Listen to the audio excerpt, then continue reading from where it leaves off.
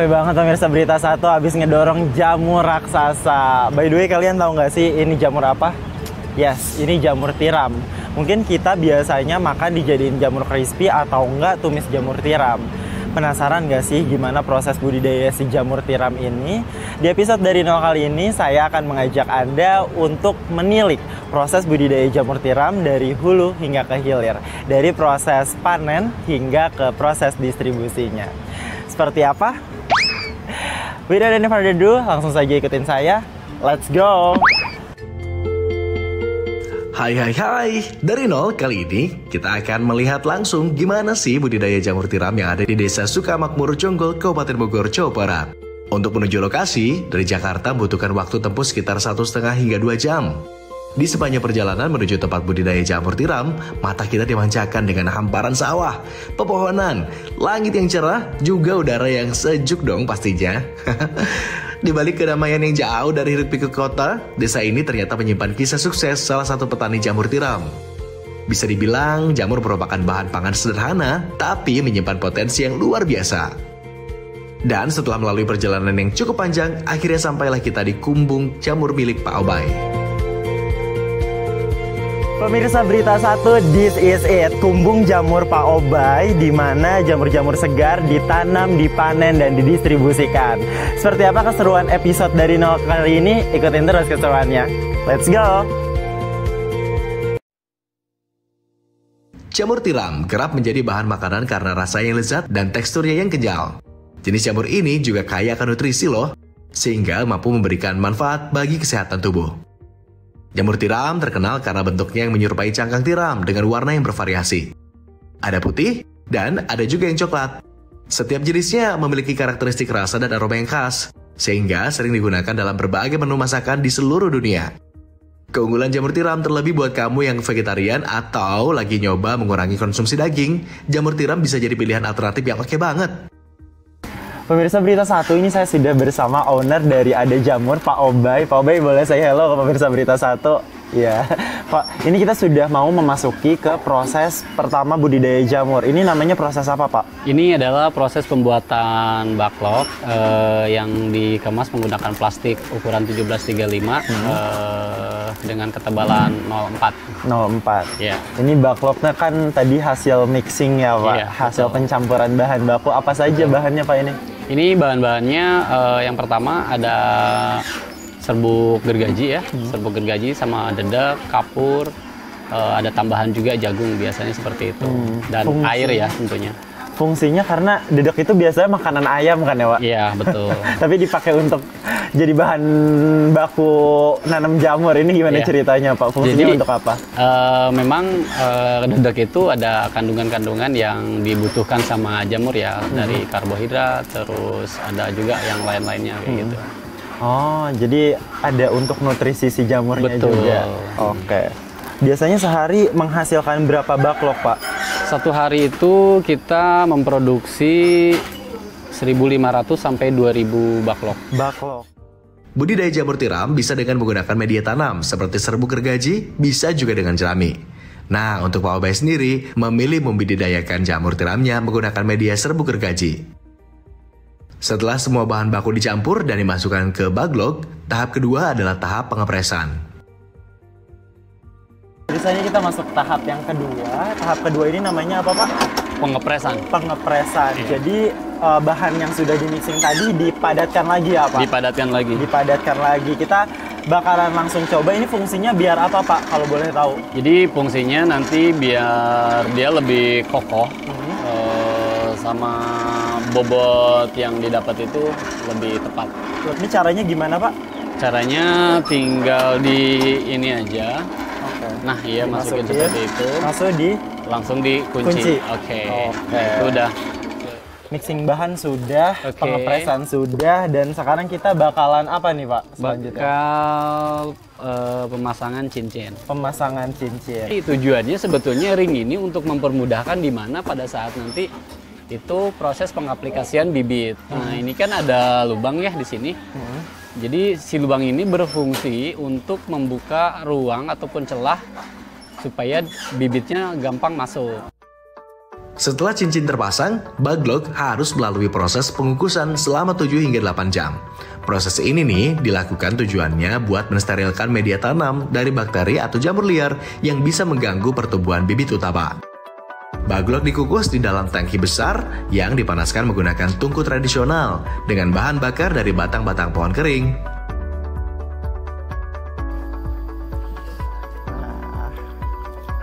Pemirsa Berita 1 ini sudah selesai dikukus selama 7-8 jam ya Pak. Dan selanjutnya kita akan masuk ke proses pembibitan.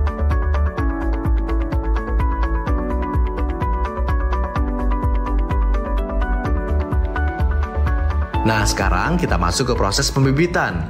Butuh waktu hingga 40 hari sampai bibit merabat penuh ke seluruh bagian baglok. Para petani jamur biasa menyebutnya miselium. Setelah miselium penuh 100%, baru deh masuk ke tahap pasca panen. Jadi dari masa pembibitan hingga ke periode siap panen itu, total membutuhkan waktu 30 hingga 40 hari masa inkubasi.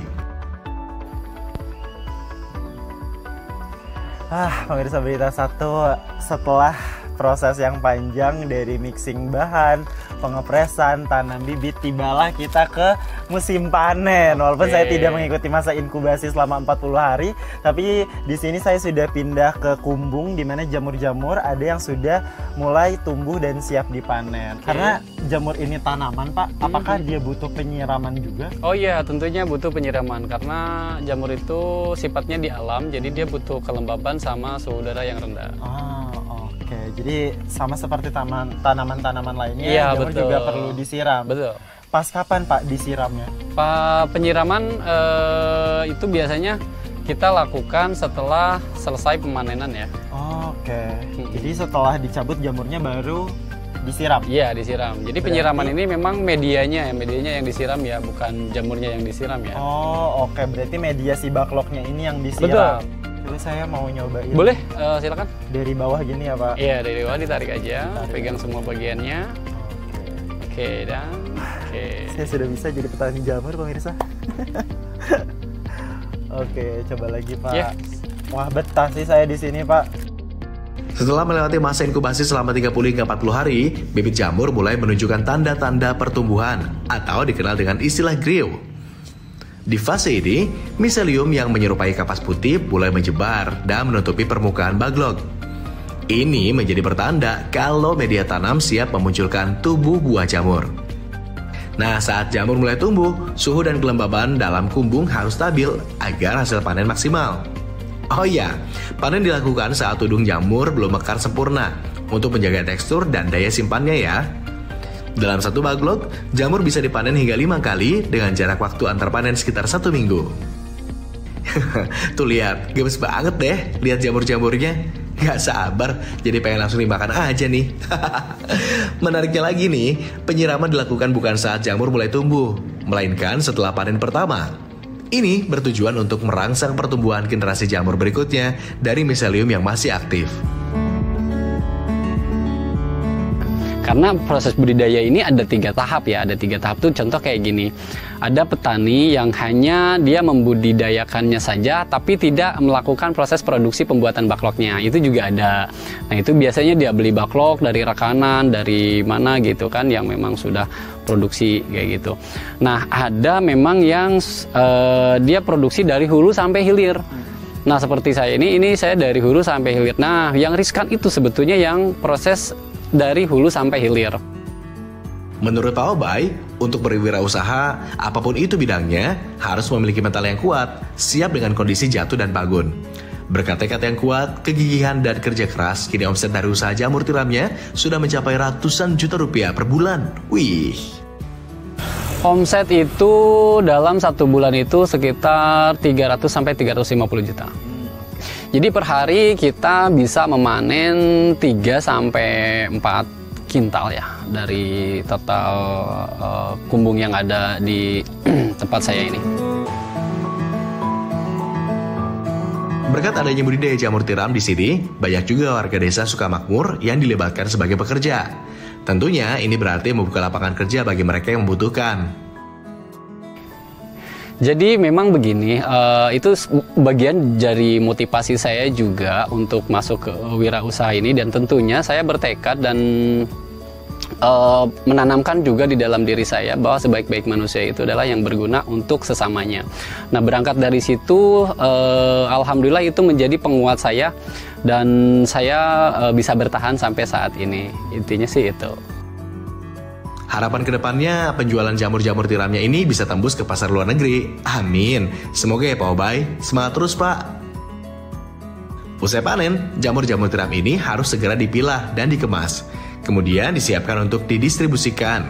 Proses ini harus dilakukan dengan cepat dan higienis agar kesegaran jamur tetap terjaga hingga ke tangan konsumen. Dari kumbung budidaya milik Pak Obay, jamur-jamur segar ini kemudian siap untuk didistribusikan. Pemirsa Berita Satu ini sudah masuk ke tahap akhir, dan sebelum didistribusikan kita bakalan packing jamurnya terlebih dahulu. Jadi takarannya 250 gram. Coba ya. Dan setelah semuanya di packing dan siap didistribusikan, setelahnya akan dipindahkan ke mobil pick up, lalu didistribusikan ke pasar-pasar tradisional yang ada di Kabupaten Bogor maupun yang ada di Kota Bogor. Tak lengkap rasanya kalau kita cuma menyoroti proses budidaya dan distribusinya aja. Kini, tim dari nol menyambangi seorang ahli gizi klinis untuk menggali lebih dalam apa sih sebenarnya kandungan gizi dari jamur tiram. Langsung aja yuk kita tanyain ke Dr. Sindiawati Josito Pujiadi, spesialis gizi klinik. Jadi jamur tiram itu per 100 gram itu kalori nggak terlalu gede, sekitar 30 kalori. Dan proteinnya lumayan ada. Per 100 gram jamur tiram ada sekitar 1,9 gram protein. Jadi lumayan oke di situ, ada seratnya juga, ada vitaminnya, ada mineralnya. Manfaat yang bisa diperoleh dengan mengkonsumsi jamur tiram diantaranya sumber nutrisi. Jamur ini mengandung protein yang hampir setara dengan daging. Jamur tiram juga kaya serat yang bermanfaat untuk kesehatan. Ternyata nggak cuma madu, jamur tiram juga merupakan panganan yang mendukung kesehatan jantung. Gak cuma itu aja, jamur tiram juga bisa meningkatkan kekebalan tubuh, sistem imun kita. Beta-glukan dalam jamur tiram berfungsi sebagai imunomodulator, membantu tubuh lebih siap dalam menghadapi patogen dan mengurangi risiko penyakit. Menjaga fungsi pencernaan serta prebiotik dalam jamur tiram membantu mendukung pertumbuhan bakteri baik dalam usus, yang penting untuk keseimbangan mikrobiota dan pencernaan yang sehat. Jamur tiram juga bisa mengontrol berat badan. Kenapa? Karena jamur tiram rendah kalori, sehingga sangat ideal dikonsumsi bagi mereka yang ingin menurunkan atau menjaga berat badan. Serat yang ada pada jamur ini mampu memberikan rasa kenyang lebih lama. Dengan begitu, kebiasaan ngemil yang nggak sehat itu pun bisa dicegah deh. Kemudian kaya antioksidan yang mampu mencegah berbagai penyakit kronis, termasuk kanker dan penyakit degeneratif. Menurut Dr. Cindy, jamur aman dikonsumsi setiap hari ya. Yes, boleh dikonsumsi mau setiap hari juga boleh. Kadang-kadang kan ditambahkan ke sup apapun juga bisa, atau dipakai untuk menumis. Itu biasanya oke si jamur tiram tersebut. Dari yang saya ketahui harusnya tidak kenapa-kenapa asal diolah sesuai dengan saran dan belum rusak. Karena kan jamur tiram kalau bentuknya masih segar tuh nggak tahan lama. Jadi mesti diperhatikan itu juga. Jamur tiram bisa diolah menjadi berbagai menu masakan, mulai dari tumisan hingga sup jamur. Ya boleh, mau langsung diproses boleh. Dan kalau kita pemanasan dengan suhu yang nggak terlalu tinggi, misalnya hanya tumis atau sup, biasanya oke-oke aja. Dia kalau suhunya terlalu tinggi, mungkin kalau dia dipakai goreng terlalu tinggi, bisa saja ada beberapa kandungan nutrisi yang berkurang. Tapi sepanjang kita makannya bergizi lengkap dan seimbang, boleh saja mau diproses seperti apa. Tapi kalau mau diet, tumis, pepes, rebus, steam, panggang, mungkin sarannya yang seperti itu untuk tidak menambah-nambah kalori dari yang misalnya kalau kita goreng. Wah, ternyata budidaya jamur tiram ini banyak benefitnya loh. Gak cuma mendulang cuan, tapi juga kaya manfaat bagi kesehatan tubuh kita. Nah,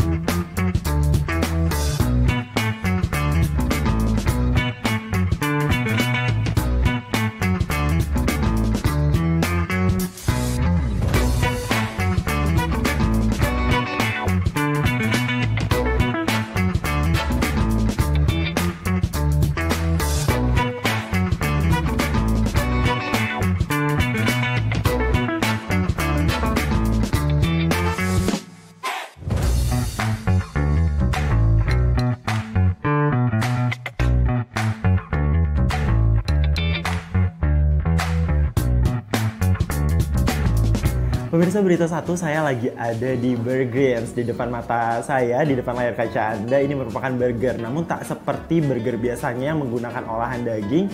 Seperti tagline-nya, Taste Nafty Yet Healthy. Burger ini menggunakan bahan dasar tumbuh-tumbuhan atau plant based. Wah, salah satunya adalah jamur.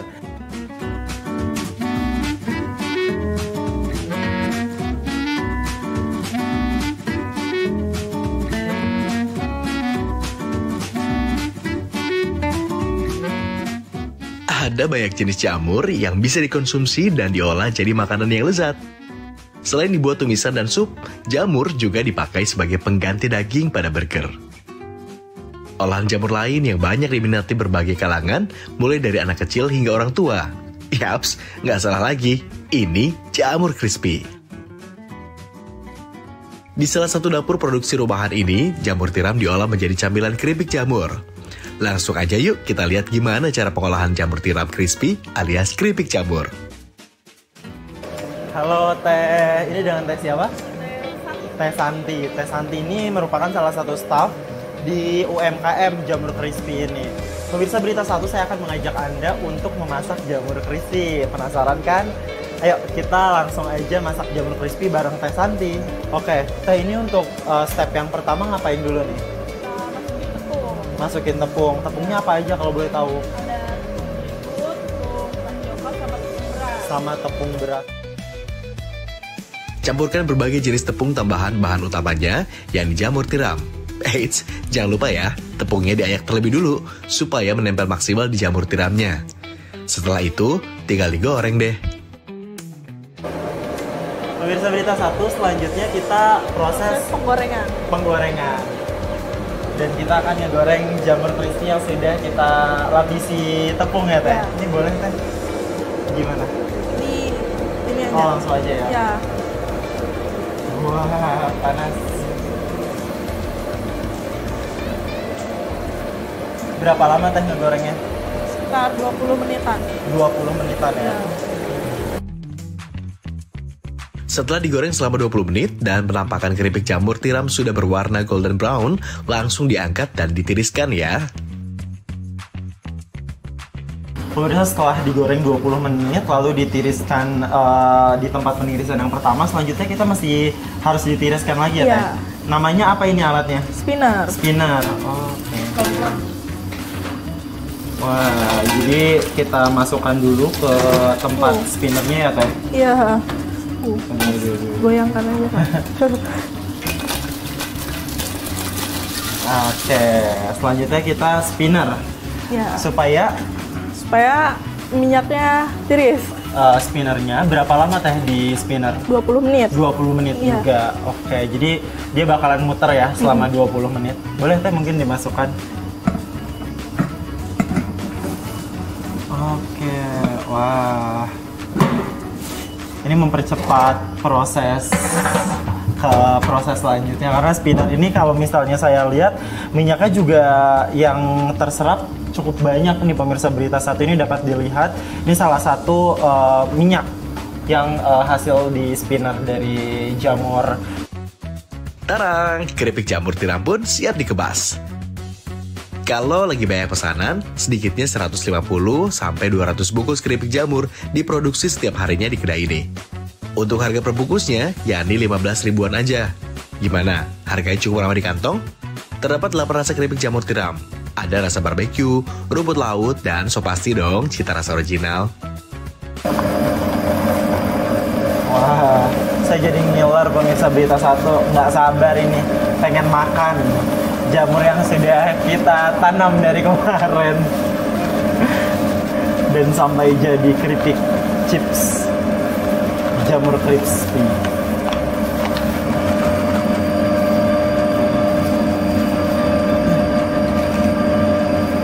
Kurang ya Teh? Iya. Kurang dikit. Ini udah lagi. Udah lah. Oh udah. Pas ya. Aduh. Ini sudah 75 gram pemirsa Berita Satu. Selanjutnya ke proses Sealer. sealer. Jadi si packagingnya ini, bungkusnya ini direkatkan supaya awet ya Teh. Iya. Dan higienisnya tetap terjaga.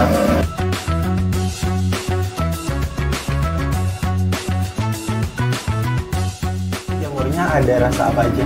Ada rasa spicy, rumput laut, sama barbecue. Total ada berapa rasa tuh kalau di cangkangnya? Ada 8 rasa. 8 rasa. Ini tadi saya ikut proses masaknya. Menurut Teteh sendiri yang udah kerja bertahun-tahun di sini susah nggak sih? Lumayan susah ya untuk cara masaknya, tapi ya lama-kelamaan jadi gampang. Jadi gampang ya. Oke, ini kan udah selesai packing dan siap didistribusikan. Biasanya dijualnya di mana aja Teh? Di warung-warung sama di Shopee, di TikTok juga Ada ya? ya. Oke. Sehari itu bisa ngabisin berapa jamur? Sehari 15 sampai 20 kilo. 20 kilo.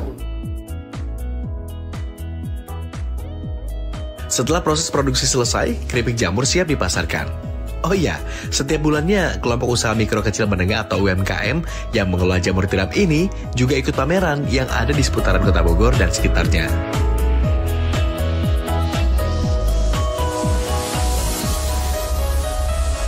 Udah sejak kapan ambil jamur dari si Oyster ini? Udah 1 tahun. Udah 1 tahun. Iya. Gimana penjualannya laku? Alhamdulillah Laku. lancar. Sehari itu bisa laku berapa bungkus biasanya? Nggak tentu sih. Kadang 2, kadang 3 gitu. Tapi keuntungannya mah oke lah ya? Alhamdulillah. Alhamdulillah. Iya. Paling laku jamur apa Teh? Paling laku jamur rasa original. Kan di sini banyak anak-anak. Jadi nggak suka yang pedes-pedes. Suka yang pedes-pedes? Iya. Tapi yang pedes-pedes juga laku Teh? Iya laku. Biasanya buat pedes orang ya? dewasa itu. Orang dewasa. Iya, anak sekolahan, SMP. Oke. Jadi untuk jamur sendiri di sini emang cukup digemari ya Teh? Iya. Oke. Lalu biasanya berapa hari sekali disuplai jamurnya? Kadang 1 bulan sekali. Oke, berarti tahan lah. Kalau kata para pecinta keripik jamur tiram sih, untuk cita rasa jamur crispy ini nggak usah diraguin lagi. Pokoknya bisa bikin ketagihan. Berapa kali Bu seminggu jamur ini? 2 kali. 2 kali. Iya. Terus rasa favoritnya apa Bu? Rasa original. Rasa original ya. Rasa-rasa lain suka? Suka sih. Suka Iya. ya. Biasanya dimakannya digadoin atau gimana Bu? Dipakai nasi, pakai mie juga enak. Pakai mie Pak? Iya. Rating Bu, dinilai 1 sampai 10 berapa untuk jamur ini? 10 aja, enak. Enak. Kriuk, gurih. Nggak pernah ngira kalau jamur tiram bisa seenak ini.